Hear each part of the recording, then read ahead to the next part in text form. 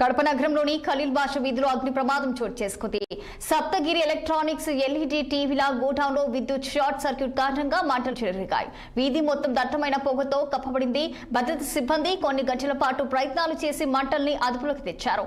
టీవీల సామాగ్రి కారణంగా మంటలు వేగంగా వ్యాప్తి చెందాయి. ప్రమాదంలో దాదాపు 12 లక్షల రూపాయల ఆస్తి నష్టం జరిగిందని షాప్ యాజమాని మురళీమోహన్ తెలిపారు.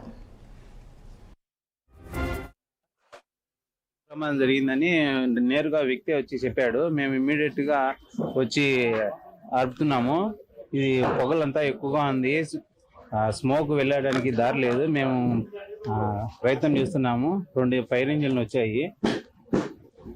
మేము త్వరగా దీన్ని పుటప్ చేసేసి ఆర్పేస్తాము.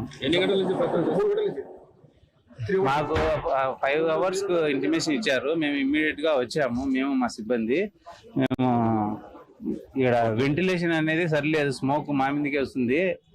ఆర్పేదానికి కష్టంగా ఉంది. మేము త్వరలో దాన్ని పుటప్ చేస్తాము, ట్రై చేస్తాం. మన టీవీ మెకానిక్ యూనియన్ ఉండదు. యూనియన్ కు నేను ప్రెసిడెంట్ ని.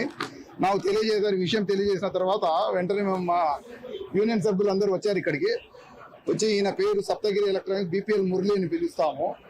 షాప్ కాలిపోతున్నది, గోడౌన్ కాలిపోతున్నది అంటే అందరు వచ్చి మన టెక్నీషియన్ మిత్రులందరూ వచ్చి ఇక్కడ నిలబడి అతనికి చేసే సహాయం చేస్తున్నాము. ఫైర్ ఇంజన్ వాళ్ళు కూడా వచ్చి వాళ్ళు సహాయం చేస్తున్నారు. యాక్చువల్ గా దారి లేనందువల్ల డ్రిల్ మిషన్ ని కూడా పిలిపించి స్లాబ్ హోల్ వేసి అక్కడ నుంచి నీళ్లు వేసే ప్రయత్నం చేస్తున్నాము. దాదాపు జరిగింది. అది గోడౌన్,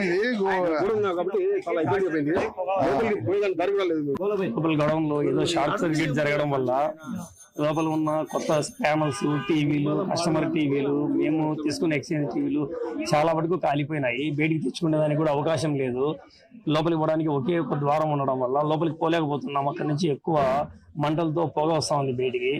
మాకు లోపల ఏమి కాలిపోతున్నాయో కూడా అర్థం కావడం లేదు. ఎన్ని సంవత్సరాలు దాదాపు 20 సంవత్సరాలు.